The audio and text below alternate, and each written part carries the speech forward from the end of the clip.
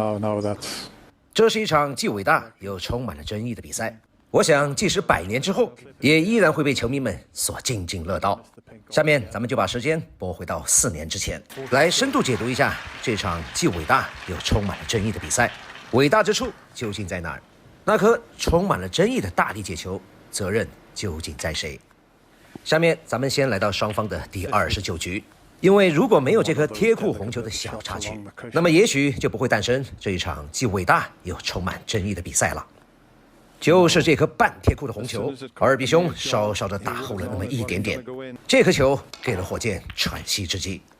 如果这一局被塞达什拿下的话，那么他将手握4个赛点，也许比赛在第2局就戛然而止。当然，别人给了你机会，你也得有这个实力。这一杆飘逸的 K 球让比赛又重新充满了悬念。这2天大圣有点重感冒，声音有点发嗡，还请兄弟们见谅一下。这场比赛进行时，由于是特殊时期，如此精彩的比赛竟然无人喝彩，也成为了这场精彩对决的最大遗憾。在那一杆充满争议的大力解球之前，火箭还有2杆大力解球，咱们先来找找原因。先来看一下这颗蓝教红，这颗篮球火箭打后了，而且不是后了一点点。职业球员的力感是相当灵敏的，这杆球打后了，导致白球不到位。再来注意看一下，篮球是完全打在了袋角，由于力量够大，深深的把篮球撑进了袋中。此刻的火箭已经有了一点小情绪，只不过是对自己的表现有些不满。随后，阿尔比兄长台得手。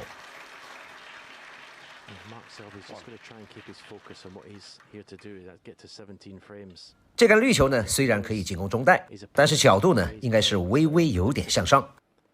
于是塞达什选择了贴球。火箭上来之后没有过多考虑，一个呢是对自己较为的不满，一个呢可能认为塞达什打得太吸铁，抡起球杆随他去吧。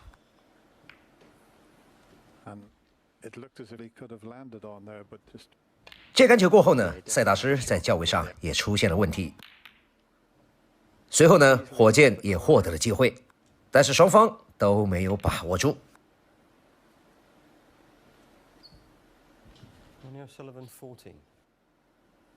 关键时刻，塞达什一杆马式翻带获得先机。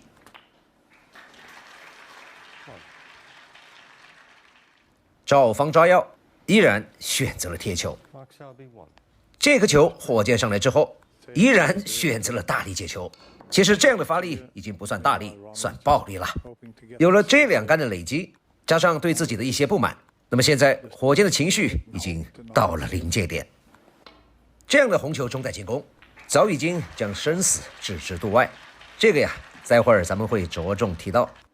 重新占得先机的火箭，这一局本可以扳平比分。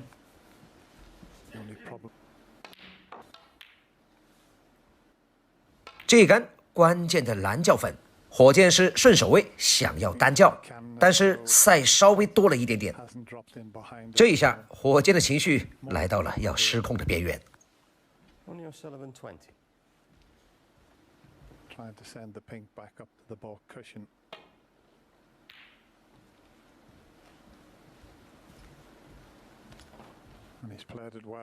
接下来咱们注意看一下火箭这杆防守的小细节。这杆防守这么大力，已经带着情绪了，但是打了之后呢，火箭有点小后悔。注意看，他要是真不在乎，就不会留下来看粉球停留的角度了，那就应该打了之后转身就走。说明火老师当时对自己的小冲动还是有些许的懊悔。好，接下来看一下塞达什这一杆相当经典的防守。粉球跟白球的力道拿捏得恰到好处。好，咱们注意看一下这个位置，粉球其实可以打到一个小薄边，这才是问题的关键。那么这个球引发争议的争议点就来了。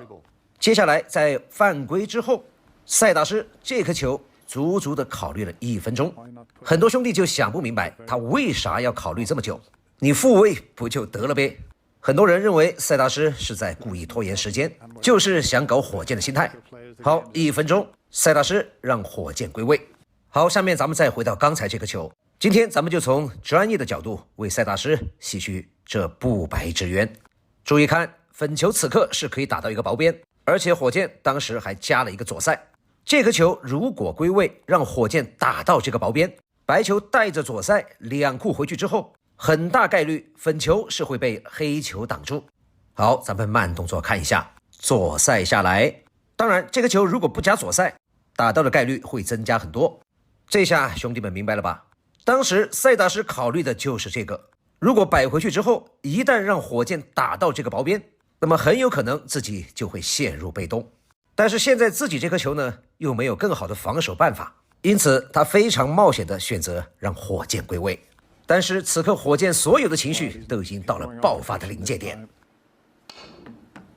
因此就有了后来的他不尊重我这一说。单就这两颗球来说，塞大师的考虑是完全有必要而且没有问题的。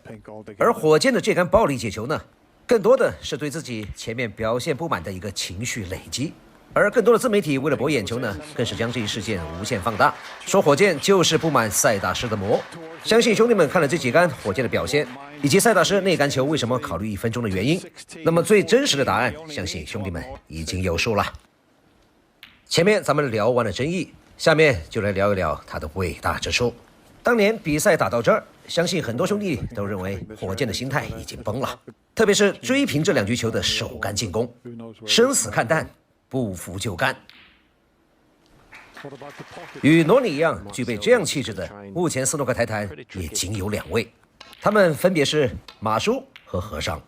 但是这样的气质很难拿捏啊，拿捏得好，别人说你云淡风轻，举重若轻；拿捏得不好，别人说你有胆无脑，莽夫一个。2年前的和尚不也是这个行列的吗？但是世锦赛一夺冠，曾经的莽夫成了洒脱的代名词。所以说呀，洒脱也好，云淡风轻也好，生死看淡也罢，这样的气质千万不要随便学，学好了是牛逼，学不好就是傻逼，最终都得靠成绩说话。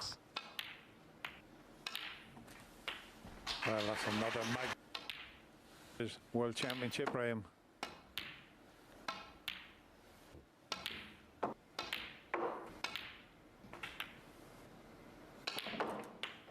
单杆138，罗尼扳回一个赛点。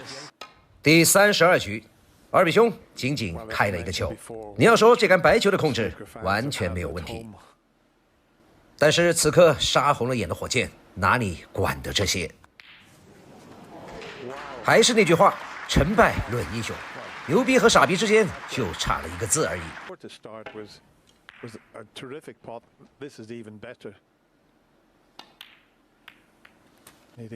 这一局单杆71分，火箭又是一杆拿下。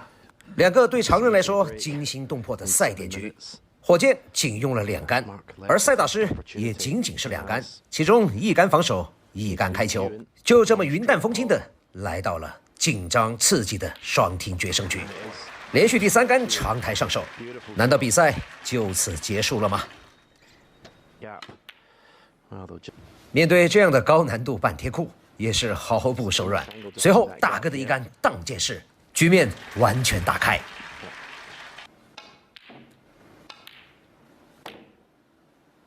The shots he was playing. Crucible. 接下来火箭距离超分仅仅1步之遥。下面咱们来看一下这颗黑教红，它的问题究竟在哪儿？斯诺克对白球和打点的精细度要求可见一斑。这颗球火箭的本意绝对不是想 K 红球，那么为什么会出现这个结果呢？咱们来看一遍慢动作，注意看黑球的近带位置，这样咱们也就找到了答案，打到了袋口的左侧。简单来说，黑球打薄了，那么导致白球的分离角变大。如果是空心入袋，那么白球2库之后会从红球的下方上来，那么 K 到红球之后，这就产生了变数。这一杆火箭选择进攻顶袋。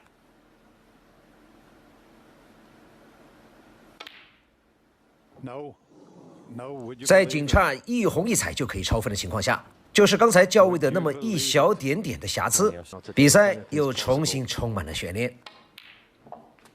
No, frames.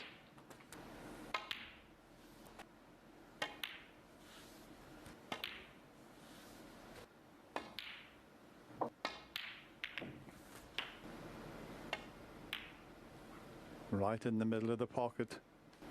同样，塞大师这一杆3库的较位，白球回去之后蹭到了蓝球一点点包边。如果不蹭这一下，白球回去之后有更多的选择，而且红球就在塞大师的顺手位，那么这一局的结局就肯定不一样了。It's quite something. 击打这颗绿球时加了一个小后把，而且都还有一点点的够不到，导致这一杆白球的打点低了一点点。咱们说这场比赛之所以被称为伟大，就是它不光有犀利的进攻，还有精彩的防守，再加上关键时刻一点点上帝的加持，并且还有争议的元素，所有的这些条件组合起来，导致它悬念丛生。下面咱们就来看一下塞大师的绝对优势环节，罗尼如何破解。第一道难题勉强过关，先手依然在塞大师手上。 Do. We might be in trouble here.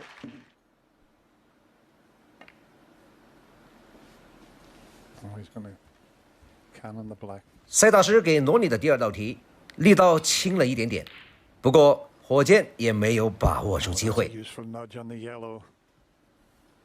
If the red keeps running, that is. Just 接下来 can't believe 塞大师的第3道题 how 接 fast 踵 they 而至。 attention. Brilliant. He is granite. 对于一个问题学生来说，关键时刻把问题抛给上帝是最好的 What 解 about 决 this 方案。 for an outcome? A hit and hope. 在解斯诺克这一项目上，罗尼跟塞大师比绝对的差生，而塞大师则是 Relying on a bit of 绝对的学霸。 Has he had 看一下 question? 学霸跟差生的差别，在经过一番思考之后，看看塞大师比划的位置。 Behind. If anybody could pull it off, it's Mark Selby. 这就是学霸交出的答案。 Absolute. 接下来，这位差生想要告诉学霸的是，在绝对的天赋面前，一切的努力我都可以让他归 Here 零。 though. 这一招，老百姓称它为现学现卖，而金庸先生称它为以彼之道还施彼身。这一杆火箭没有在大力解球，而是绝对有意的控制力量，跟白球要解到目标球的部位。看看这傲娇的步伐，摆明了现学现卖，就问你服不服吧？ The danger. 现在咱们看一下这颗球解到之后，有可能会漏球的2种结果，一种是 double case， 一种是解薄了之后白球挂到带脚。 So this is not easy for Mark Selby. 塞大师选择了扎杆，白球上去之后，果然扎薄了一点点，挂到了带脚。虽然没有漏的那么彻底，但是在如此关键的时刻，依然要考验火箭的心脏。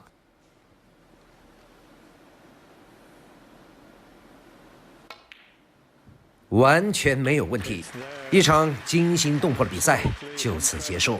相信这场比赛多年之后一定还会被兄弟们所津津乐道。大圣也仅仅是说到了一些皮毛，不足之处还请兄弟们见谅。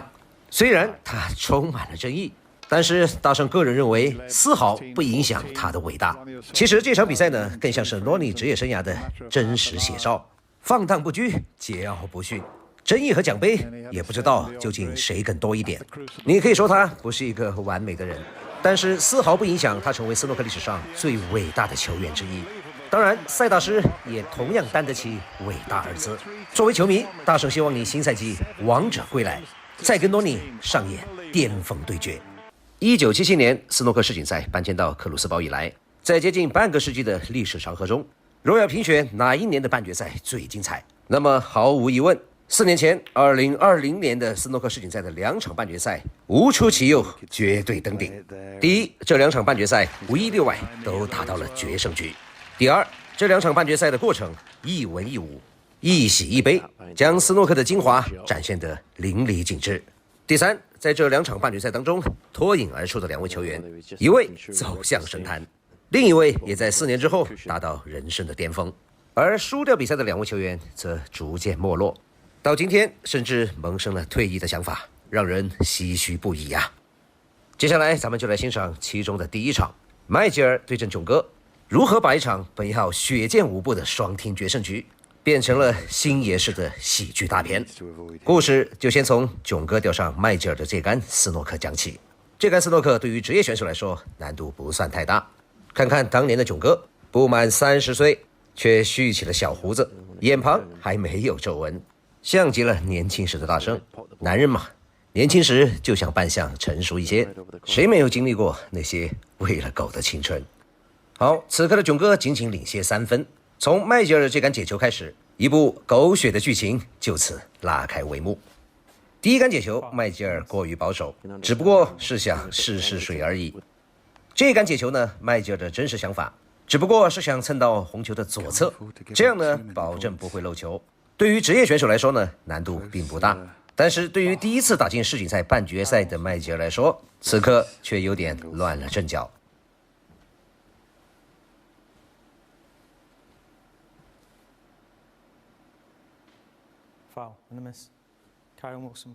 另外呢，今天再给大家宣布一个好消息。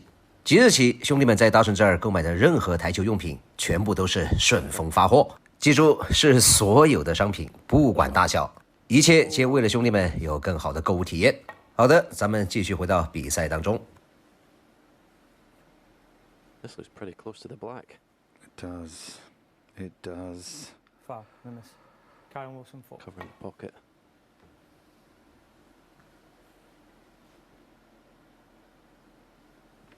一不小心6杆没有解到，再注意看一下此刻囧哥的表情，有点绷不住，想笑出来哦。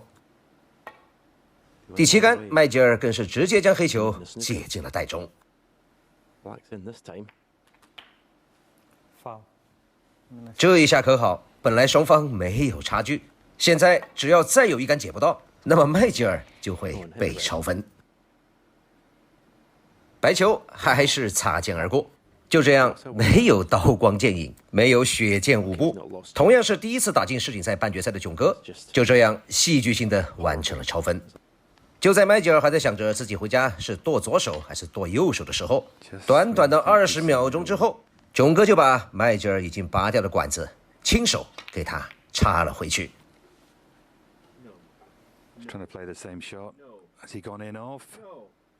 在如此重大的比赛当中，囧哥亲自给麦吉尔做了人工呼吸，重新有了心跳的麦吉尔同样想不通，确定是囧哥把我救回来的吗？救回了麦吉尔，这下上呼吸机的该是囧哥了。To that. Not if he puts his red over the middle pocket. It needs the travel for him. 面对麦吉尔这杆难度并不大的防守，咱们来看看囧哥的表现。接下来，囧哥再送大礼。此刻，囧哥的心脏有2种可能，一种是每分钟200下以上，另一种此刻心跳为0。这样的操作确实把麦吉尔也给整不会了。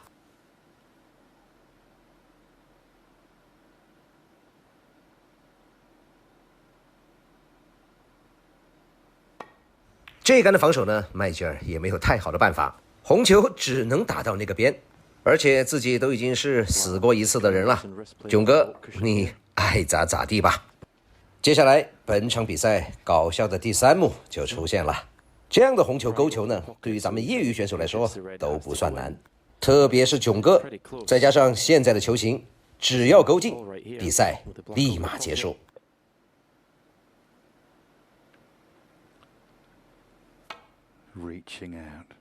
注意看，白球下来，勾到了红球，但是力量就轻了那么一点点。面对这样的一个红球，2个人现在玩上了俄罗斯轮盘，稍微的勾薄了一点点。现在枪交回到了麦吉尔的手中，黑球就在袋口，只要打响，囧哥大概率也会完蛋。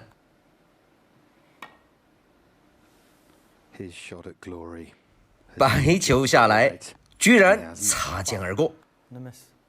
就这样， Karen Wilson. 只有一发子弹的左轮手枪又回到了囧哥手中。 The corner of the so easy to put too much on. As long as he brings the cue ball down this end of the table. 囧哥再度扣响了扳机， Hand side. 但是这一枪依然没有响。4年前，大圣看到这一幕时，简直不敢相信我的眼睛。面对这样的红球，两位职业选手居然3杆没有勾进。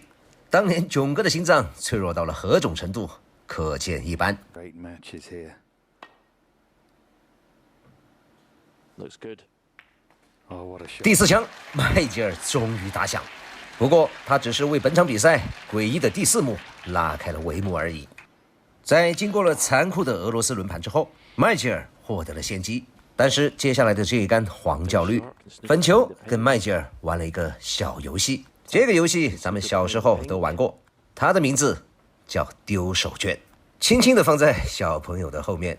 估计此刻的麦吉尔把自己的祖宗18代都骂了一个遍。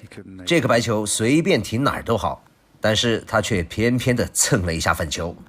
什么万头神兽奔阔都不足以表达此刻麦吉尔的心情。咖啡回来之后还挡了一下白球。面对留下的这颗绿球，麦吉尔伸手就把自己的管子给拔了。要不是因为比赛规则，可能早就跟囧哥握手了。面对一颗如此简单的绿球，囧哥打进就可以超分。本场比赛搞笑的第5幕就来了，它的名字叫做袋口去哪儿了。面对近在咫尺的超分球，囧哥居然连袋口都没碰到。再来看看当年囧哥的表情，什么叫尴尬的手足无措？我想囧哥是在说，快点结束吧，老子受不了了。当时看现场的时候，大神相信，只要不把绿球摆在袋口里，相信囧哥都已经不会打球了。心跳一会儿200以上，一会儿又归零，球杆都已经拿不稳，这样的刺激谁还受得了？于是本场比赛最诡异加最搞笑的一幕出现了，最后的终极大 boss 即将登场，他就是上帝的眷顾。看看这颗绿球，它鬼使神差的缓缓地掉入了袋中。此刻的囧哥如释重负，而麦吉尔则是把那些能骂人的英文单词全都捋了一个遍。这2位硬是把一场惊心动魄的世锦赛半决赛演绎成了星爷的无厘头喜剧。微笑刺客依然微笑，只不过有些尴尬，而囧哥就此埋下了一颗玻璃心的种子。有的球员要解开这个心结，也许要用一辈子，而囧哥仅仅用了4年。好，接下来请看下集。斯诺克历史上最精彩的半决赛之一山没有2户。